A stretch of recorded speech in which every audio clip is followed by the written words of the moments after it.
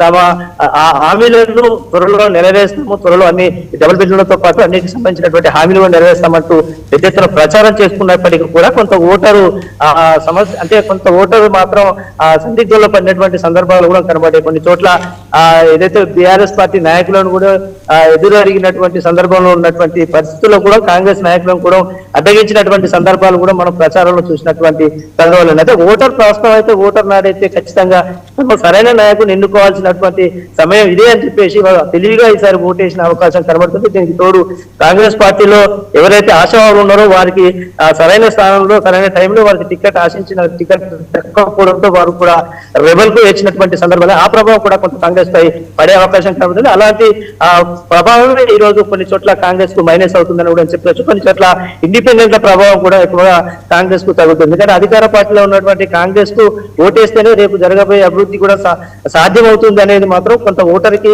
అవగాహన ఉన్నప్పటికీ కూడా కొంత అధికార పార్టీలో ఉన్నటువంటి 420కి సంబంధించినటువంటి 420 ఇప్పుడు ఇద్దరు మహిళా మంత్రులు చెప్పుకోవచ్చు మనకు. ఓకే శ్రీధర్, ఇప్పుడు ఇద్దరు మహిళా మంత్రులు మీ వరంగల్ జిల్లా నుంచే ఉన్నారు.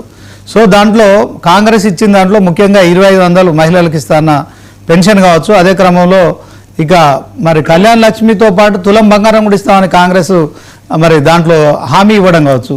సో దీంట్లో మంత్రులు మరి మహిళలుగా వాళ్ళిద్దరు మీ జిల్లా నుంచి ఉన్నారు కనుక మహిళల నుంచి మరి ఇక క్షేత్రస్థాయిలో వాళ్ళు పర్యటన చేస్తున్నప్పుడు కావచ్చు, సో మహిళల దగ్గర నుంచి మంత్రులను నిలదీయడం కానీ అడగడం లాంటిది ఏదైనా జరిగిన సందర్భాలు ఉన్నాయా?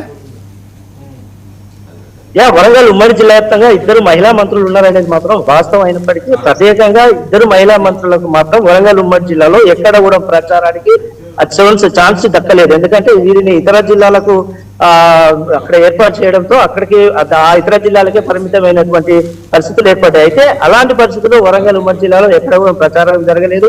ప్రచారం జరిగిన దగ్గర మహిళా మంత్రులను ఎక్కడ కూడా నెరవేర్చిన పరిస్థితులు కనవలేదు. కానీ ఇక్కడికి వచ్చినటువంటి ఇద్దరు ఇన్ఛార్జ్ మంత్రులను మాత్రం కొన్ని చోట్ల కొంతమంది ప్రశ్నించినట్టుగా కూడా మనకు దాఖలు ఉన్నాయి. కొన్ని ప్రాంతాలలో అడ్డుకుంటూ కొన్ని ప్రాంతాల్లో ప్రశ్నించినటువంటి సందర్భాలను. ఎందుకంటే 420 హామీలలో 1-2 నెరవేర్చిన తప్ప ఏది కూడా మాకు నెరవేర్చలేదు అనేది మాత్రం ప్రధానంగా కాంగ్రెస్ పార్టీ ప్రచారంలో ఎదురైనటువంటి సమస్య. అది మహిళా మంత్రులు లేకపోతే ఇన్ఛార్జ్ మంత్రులు అనేది కాకుండా మొత్తంగా కాంగ్రెస్ పార్టీని అయితే అడ్డుకొని ఎదురేర్చి వచ్చినటువంటి సందర్భాలు అయితే కాస్త ఓటర్ కనబడ్డదని మాత్రం చెప్పుకోవచ్చు మనం.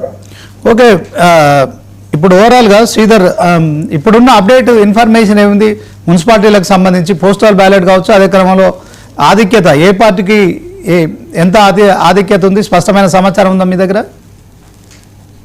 ప్రధానంగా చూసుకుంటే 12 మున్సిపాలిటీల్లో ఏదైతే ప్రధానంగా మనకు వచ్చిన సమాచారం ప్రకారం తాజా అప్డేట్ ప్రకారంగా ములుగు మున్సిపాలిటీలో మాత్రం ఇప్పటి వరకు 7 మున్సిపాలిటీలకు సంబంధించినటువంటి రిజల్ట్ అయితే వచ్చాయి.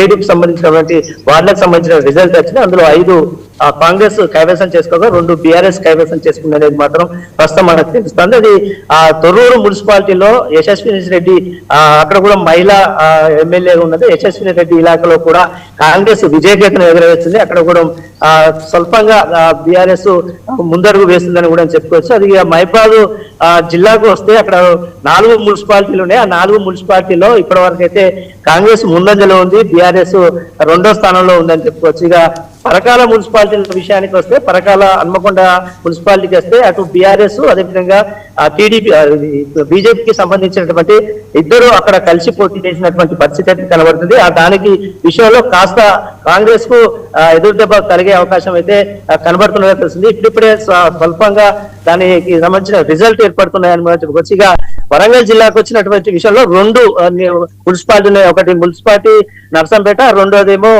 ఏదైతే వర్ధనపేట. ఈ 2 నియోజకవర్గాలు కూడా పూర్తిగా బీఆర్ఎస్ అదేవిధంగా కాంగ్రెస్ కు సంబంధించిన పోటాపోటీగా నడుస్తున్నటువంటి రిజల్ట్ అయితే మనకు కనబడుతున్నాయని చెప్పుకోవచ్చు. మొత్తంగా ఓవరాల్ గా చూసుకుంటే బీఆర్ఎస్ కు బీజేపీ కాంగ్రెస్ ఈ ముగ్గురు మధ్యలో పోటీగా అయితే కొనసాగుతుంది. ముందడుగులో మాత్రం కాంగ్రెస్ ఉండే అవకాశాలు ఎక్కువగా కనబడుతున్నాయని చెప్పుకోవచ్చు. Thank you Sridhar. మొత్తానికి మళ్ళీ మిమ్మల్ని లేటెస్ట్ అప్డేట్తో మీరు కూడా మరి రెడీగా ఉండండి. సో మొత్తానికి 116 మున్సిపాలిటీలు, అదే క్రమంలో 7 కార్పొరేషన్లు సంబంధించిన ఈ ఓట్ల లెక్కింపు కార్యక్రమం అయితే సజావుగా కొనసాగుతోంది. ఉదయం 8 గంటల నుంచి ప్రారంభమైన నేపథ్యంలో దీంట్లో పోస్టల్ బ్యాలెట్లకు సంబంధించిన లెక్కింపు ప్రక్రియ పూర్తయింది. ఇక పోస్టల్ బ్యాలెట్లో కూడా కాంగ్రెస్ మరి ఆధిపత్యాన్ని ప్రదర్శిస్తున్న పరిస్థితి. ఇక రెండో స్థానంలో బీఆర్ఎస్, మూడో స్థానంలో బీజేపీ, ఇక ఇతరులు కూడా కొంత ప్రభావితం చూపుతున్నారు.